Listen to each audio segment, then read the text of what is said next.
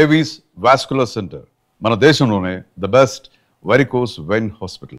అయితే Shiva first day shoot మీ characterisation అనుకుందాం. అవును. అంటే అందరికీ కొత్త శివ. మీ దగ్గరికి వస్తే మీరు అప్పటిదాకా చేసిన యాక్టింగ్ ఒకటి, అప్పటిదాకా ఉన్న కెమెరాస్ ఒకటి, ఎగ్జాక్ట్లీ అప్పటిదాకా ఇచ్చిన కెమెరా లుక్ ఒకటి, ఎగ్జాక్ట్లీ డిక్షన్ ఒకటి, కరెక్ట్, అండ్ డైలాగ్ డెలివరీ ఒకటి. కరెక్ట్. బట్ శివతో అన్నీ మారిపోయినాయి. రైట్. ఫస్ట్ డే ఏమనిపించింది రామ్ గోపాల్ వర్మ డైరెక్షన్ చూస్తుంటే? చాలా చాలా ఎక్సలెంట్ వండర్ఫుల్ క్వశ్చన్ వేశారు. ఎందుకు వండర్ఫుల్ అన్నానంటేనంటే అంతకుముందు వంశీ గారి సినిమాలు చేశాను, నారాయణమూర్తి గారి సినిమాలు కూడా చేశాను, నారాయణమూర్తి గారి సినిమాలు కూడా చేశాను. ఆయన ఇలా చేయండి అనరు, నారాయణమూర్తి గారు అలా చేయండి అలా చేయండి అనరు, డైలాగ్ ఏదో చెప్తారు, చెప్తే గట్టిగా చెప్తే గుడ్ వెరీ గుడ్ బాస్ అంటారు. ఆయన ఒక ఎక్సలెంట్ క్యారెక్టర్ నా లైఫ్లో. సో మీరు అడిగిన క్వశ్చన్కి ఆన్సర్ ఏంటంటే, ఆ రోజున లైటప్ చేస్తున్నారు, నేను లొకేషన్కి వచ్చున్నాను. అప్పుడు మేకప్లు ఎవరికి లేవు, శివకి ఎవరికి లేవు. సుధాకర్ గారు అప్పటికే బిజీ, ఆయన బిజీ మా అందరికంటే చాలా సినిమాలు చేస్తున్నారు ఆయన. శుభలేఖ సుధాకర్ గారు ఆయన కూడా మేకప్ వేసుకునేవారు కాదు. నాకు తెలిసి, నాకు గుర్తుండి ఫెయిర్ అండ్ లవ్లీ ఇలాంటి క్రీమ్ ఏదో సంథింగ్ ఏదో ఉంటే జస్ట్ అది రాసుకుని షార్ట్లోకి వచ్చేవారు పొద్దున. అది గుర్తుంది సుధాకర్ గారి గురించి.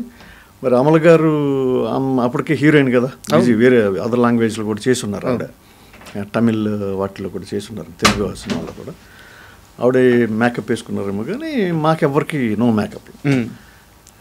సరే నేను కాస్ట్యూమ్స్ వేసుకున్నాను, వచ్చి లొకేషన్లో అనిపెట్టి లైటప్ చేస్తున్నారు. నుంచుంటే జగన్ అన్నారు, జగన్ సార్ అన్నా. మీ ఇద్దరం అలా నడుచుకుంటూ ఆ స్ట్రీట్ చివరి దాకా వెళ్ళాం.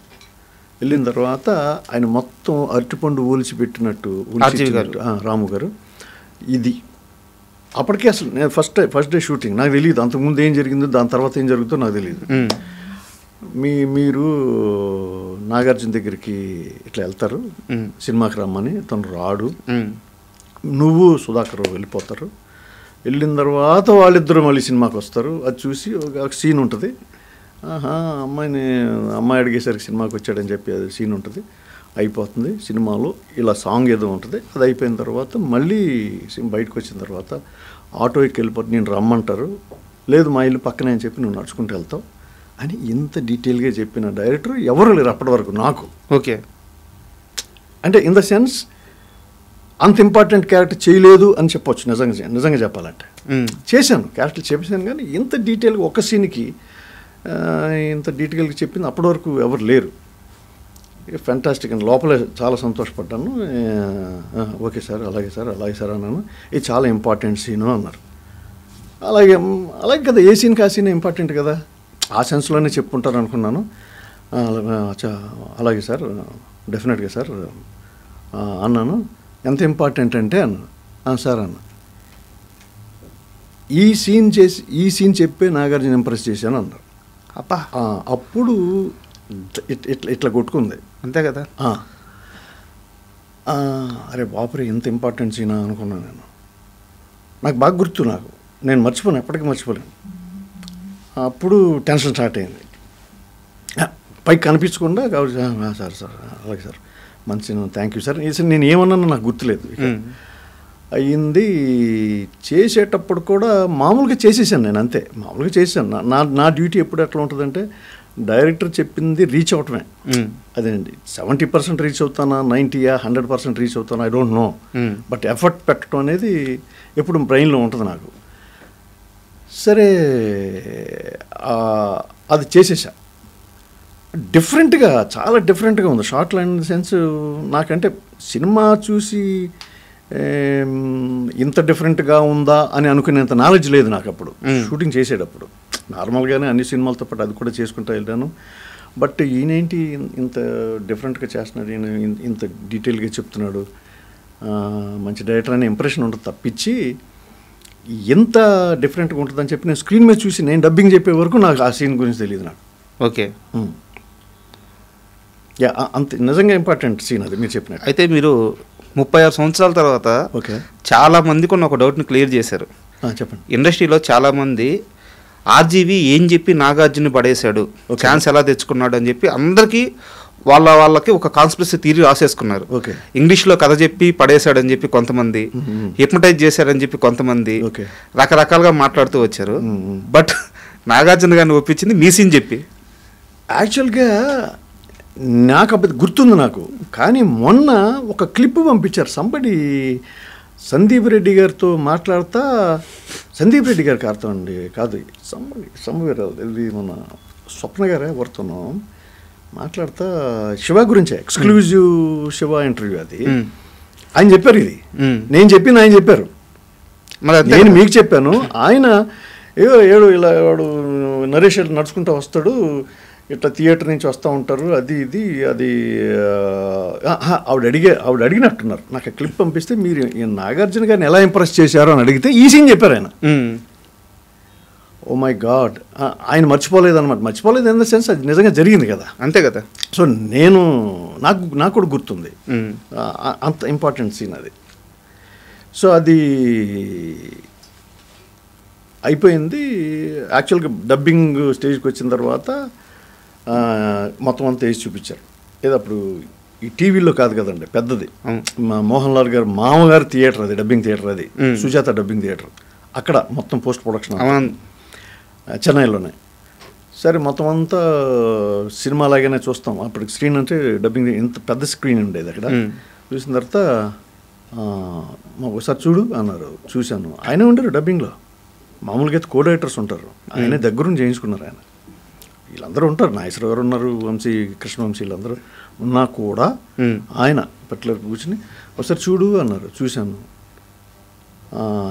ఏది నన్ను కొట్టేది, మరి ఏం కాన్ఫిడెన్సో తెలీదు, కరెక్ట్గా ఎక్కేసింది, మొత్తం అంతా ఎక్కేసి సార్ వెనకాల కదండి అని చూసి వెళ్ళిపోదాం సార్, సింగిల్ టేక్ వెళ్ళిపోదాం, ఒకేసారి వెళ్ళిపోదామా, బిట్లు కాదంటే వెళ్దాం సార్ అన్న.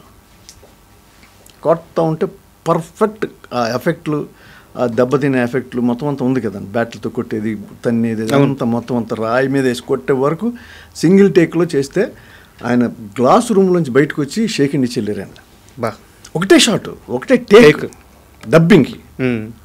యాక్చువల్గా అయితే నేను మహా చేదస్తాం, నేను సరిగ్గా చేయలేదని చెప్పి వన్ మోర్ అని నేనే ఇంజనీర్ని అడుగుతాను, నేను కోడేటర్ని ఇంజనీర్ని వన్ మోర్ చేద్దాం, నాకు ఇది బెటర్మెంట్ కోసం అడుగుతా. అది అలా జరగలేదు, ఒకటే టేక్ కొడతారు చూసారా, బ్యాట్తో కొట్టి అక్కడి నుంచి రాయి మీద కొట్టేదాకా. అదొకటి గుర్తుంది నాకు బాగా. అండ్ శివ టీంలో మీకు అప్పటిదాకా ఉన్న వాళ్ళలో అందరూ కొత్తగా వచ్చు, బట్ ఒక్క మనిషి మాత్రం మీకు చాలా పాత, తనికల భరణి గారు. అవును, ఎందుకంటే మహర్షి అంటే అంతకుముందు ఇన్స్టిట్యూట్లో ఉన్నప్పుడు కూడా ఆయనకి ఈ గొయ్య ఈ చిన్న చిన్న నాటికలు రాశారు ఆయన.